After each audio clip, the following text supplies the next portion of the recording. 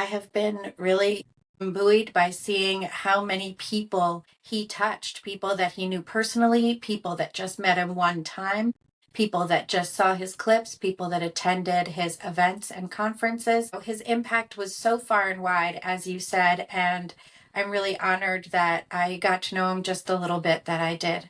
Alex, what do you think? So Charlie got his start in politics writing for me, I'm happy to say. He was a high school student and he pitched us on an article about at Breitbart News about bias in textbooks. And Joe Pollack, my longtime colleague at Breitbart, suggested to him, well, actually, you should be the citizen journalist here. You should write it up yourself. And that was the spirit of Andrew Breitbart. And Charlie venerated Andrew. He loved Andrew. He never got to meet Andrew, but he said that Andrew was a great inspiration to him. And he said, okay, I'll do it. And the story did something that happens sometimes, but not really that often, which is that it was everywhere. It went completely viral. It was one shot. It was a one shot, went completely viral. He was on Fox. He was everywhere. And Turning Point may have either had just started and was just a little kernel or hadn't quite started yet.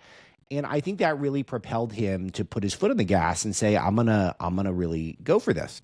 And a couple of years later, I was at a Tea Party event. You guys might remember those. There used to be these things called tea parties. Yeah. And this may have been the last part of Charlie's life where he had some time on his hands. And he and I just hung out for a day in South Carolina in Myrtle Beach.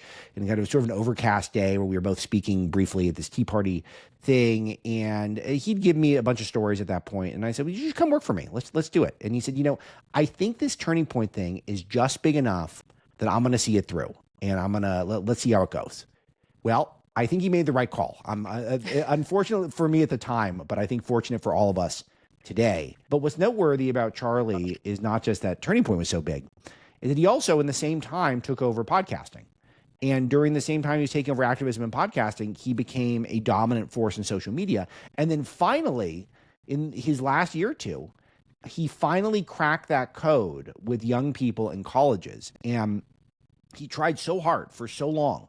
I wouldn't say toiling, but it was such a slow build on the campuses. And he'd finally cracked the code on how to reach kids, to go there and to sit down. Don't lord over them on a stage. Sit down, talk to them, let the shit libs, for lack of a better expression, come to the front and talk to you.